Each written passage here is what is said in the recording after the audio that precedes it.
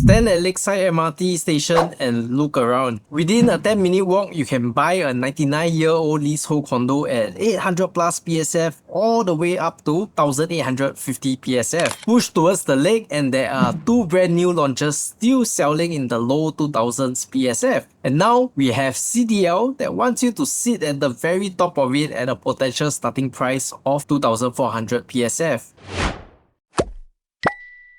Welcome to Lucerne Grand, CDL's upcoming 575 mixed-use launch on the Lakeside Drive GLS site. And this will be built on the land that they paid a record 1,132 PSF PPR for. This estate now has the singles widest price gap at any MRT station in Singapore today. And so we will be asking the questions that most people won't. What are you actually paying for the top of the ladder premium for? And what are you trading away for it? Will the estate's future demand justify the gap? And what's genuinely stopping you from buying 2 or 3 rungs down the ladder and letting the price catch up on its own? If you are new to the channel, welcome. And if you are not, have you subscribed to the channel yet? Subscribing to the channel is one way to keep the videos coming, especially if you like the way that we break down the data.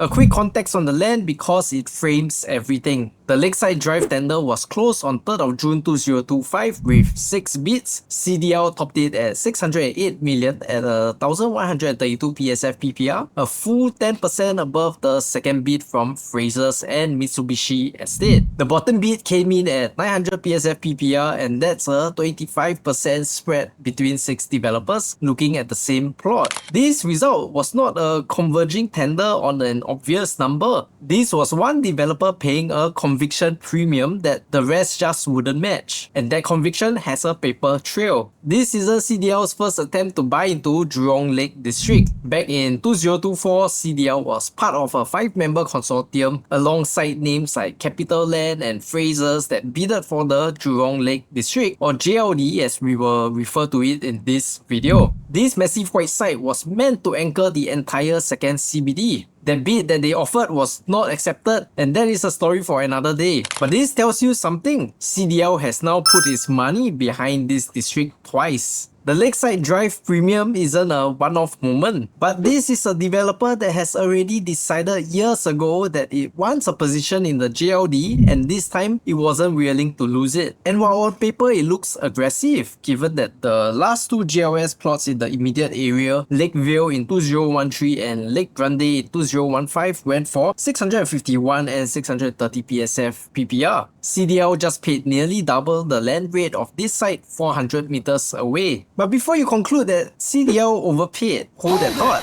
Because when we compare this against the 2 developers who bought the land in this same estate just 3 years ago, the story flips around. At 1,132 PSF PPR, the projected launch starting price lands at around 2,400 PSF. And remember that number.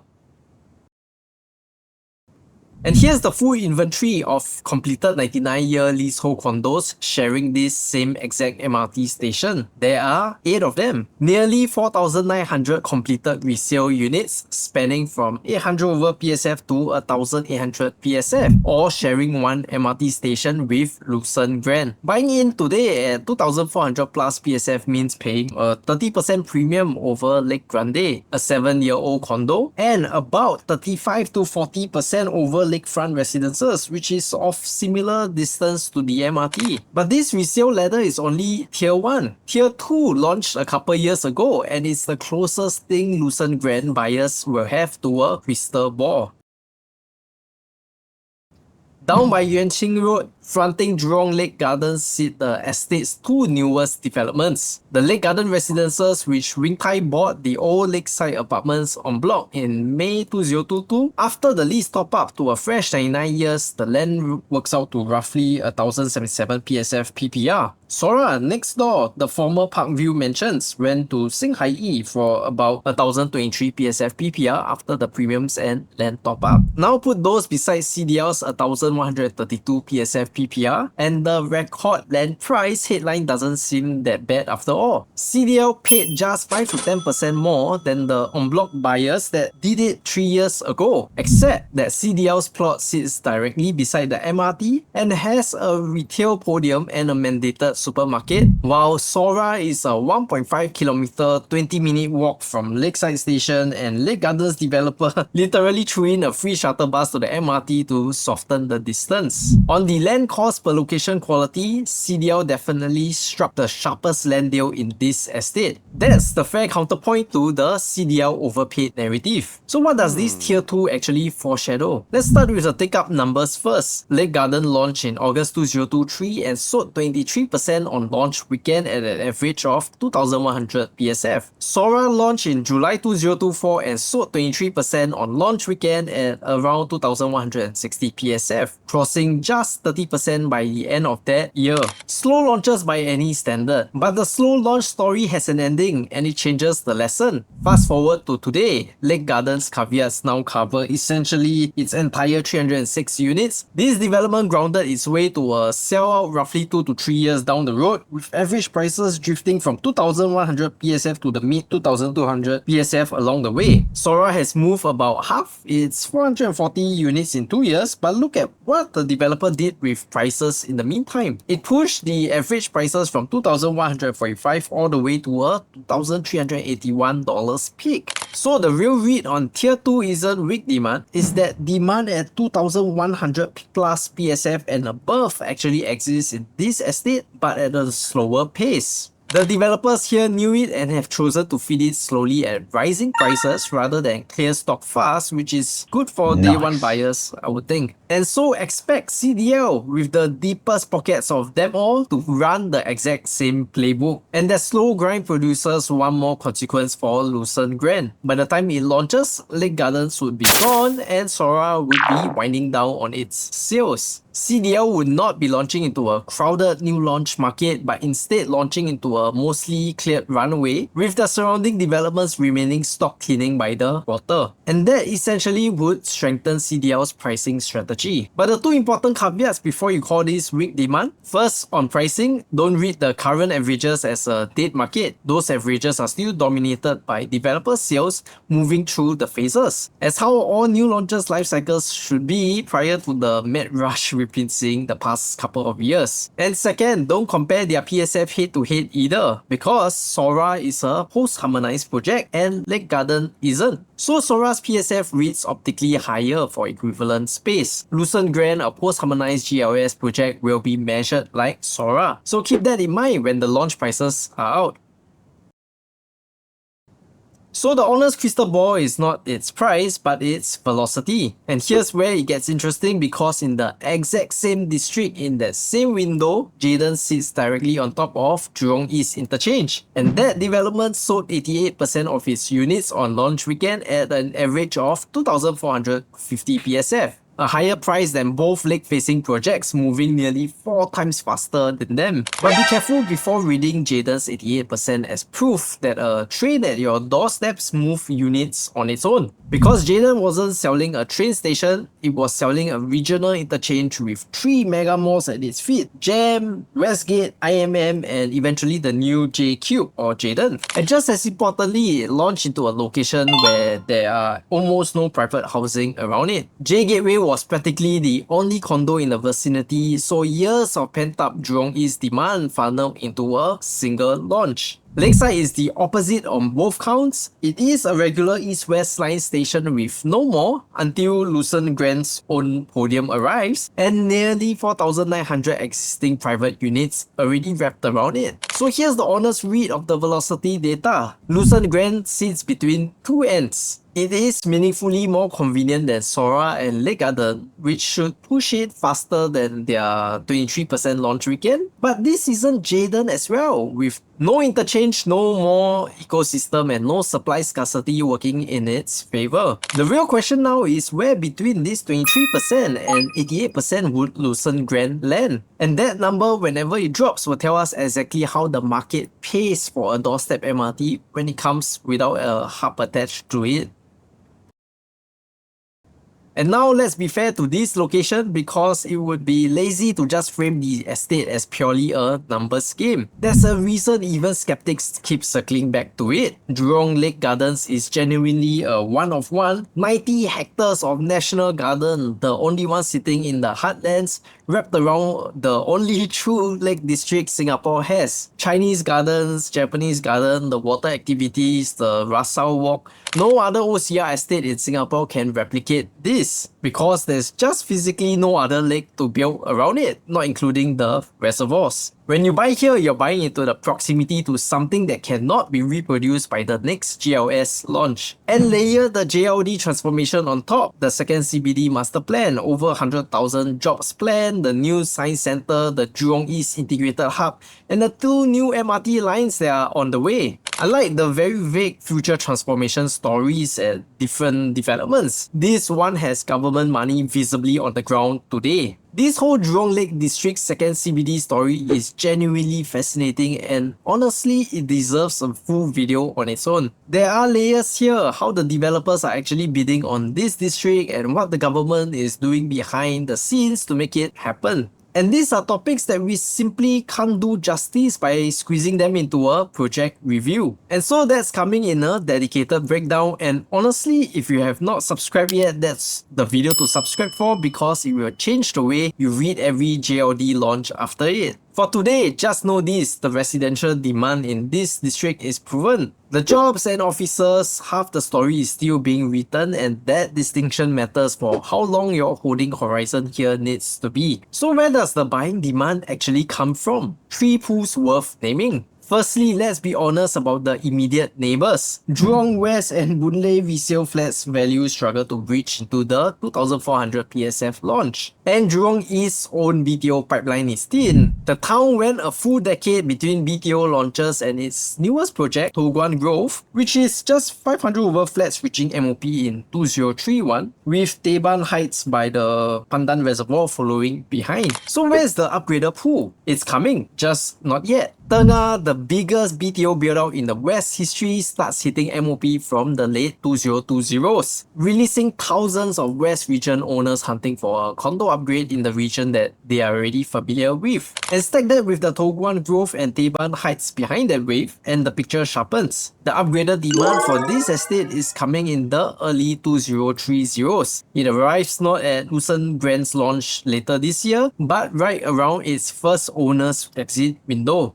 The pool that will likely be buying your unit in year 2030 onwards is literally underway right now. And number 2, this estate has its own landed pocket, starting with the landed home sitting just within 500 meters of Lucerne Grand site, part of the Lakeside Grove Enclave, and also with the Westwood Park Enclave further out. And here's what makes this pool motivated rather than hypothetical. These are 99-year leasehold landed estates. Every passing year, lease decay bites at their exit value harder than it bites a condos, cashing out into a fresh 99-year lease across the street and keeping the neighborhood trading a 2-story maintenance burden for facilities and a lift. This is the same right-sizing wave we were discussing in the Lentor video, except that the sellers here don't even have to change MRT stations and are hopping between both 99-year lease assets. And number 3, don't underestimate this pool of buyers, but people who specifically want to live beside the gardens the same way people pay premiums to live beside East Coast Park. Because here's the thing, there is no other lake lifestyle in Singapore. The closest you get is waterfront adjacent living at Pandan Reservoir or Petok Reservoir, and neither of those come with a 90 hectares of national garden wrapped around it, or even a second CBD being built next door. If the lake is what you want, this estate holds a genuine monopoly over it. SORA and LakeGarden are competing for exactly this same buyer pool. Lucerne Grand's pitch to them is different. The lake is within reach, but the train is at your doorsteps.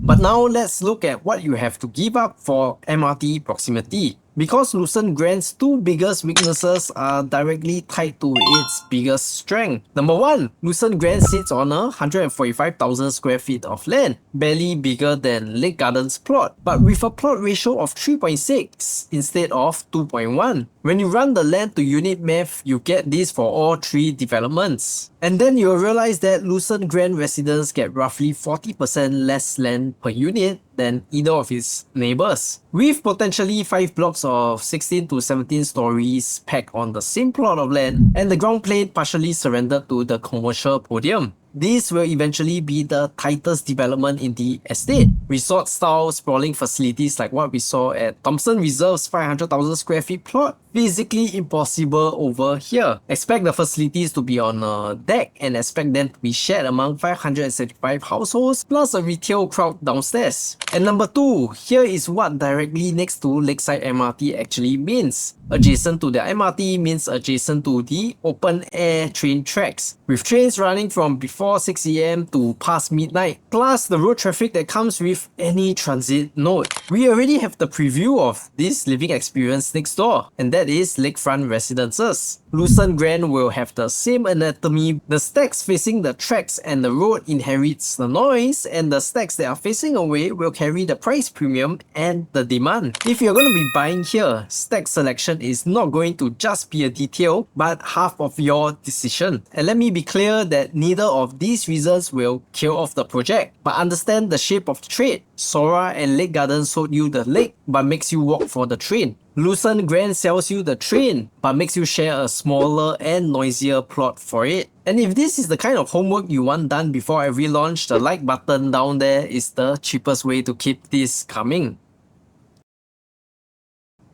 And now let's address this question. Will the entire estate climb with this launch? The completed properties here have a documented history of that. Caspian launched at 580 PSF in 2009. People called it expensive and then transacting at 1600 PSF now. Lakefront launched at the then record of 1000 plus PSF in 2010, while people were saying that they couldn't justify crossing 1000 PSF over here. It averages at 1700 PSF today. Every ceiling setter in this estate's completed history got built out by time. If the JLD jobs and infrastructure arrive as planned, the demand for the next climb is actually government funded and already under construction. But before you take that as a promise, look at when that climb actually happened. When you pull up the long-term price chart of this estate's resale stock, like Lake Homes, Lakefront, Caspian, Lake Point, and the Lakeshore, one pattern jumps out. From around 2013 all the way to 2020, every single line has been trending sideways. Caspian was sitting in a tight band for 7 years, Lakefront barely moved, Lake Homes even dropped the prices, and then from 2021 everything goes vertical together.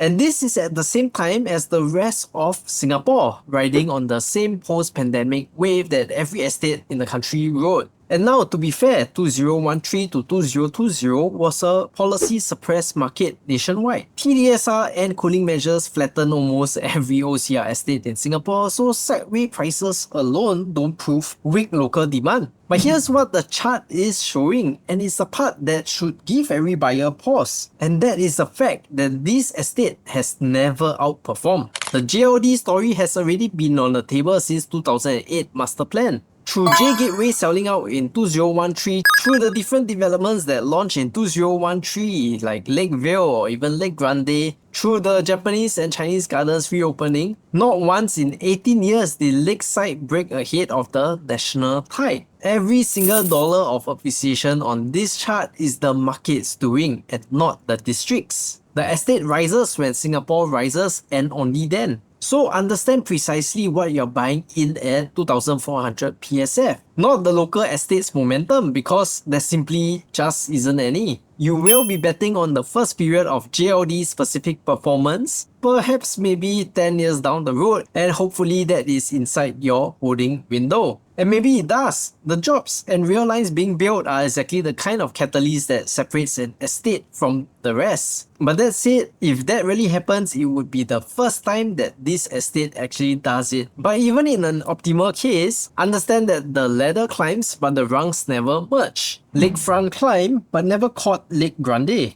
Caspian also climbed but never caught lakefront. The age hierarchy is permanent because lease decay and financing roadblocks see to it. Lake Point at roughly 56 years of lease remaining couldn't attract a single en-bloc bid back in 2022. Every condo climbs in its own lane and the premium you pay at the top never gets refunded. It in fact gets inherited by the next launch above you. The 2013 to 2019 batch like Caspian, Lakefront, Lakeville, LakeGarden gives you the same MRT, same schools, same JLD exposure at 25 to 35% below Lucerne Grand's prices. However, the real issues with going with resale are practical and not fundamental. Things like renovation budgets or older facilities, and bigger units also usually mean bigger quantums compared to new launches. So weigh those honestly.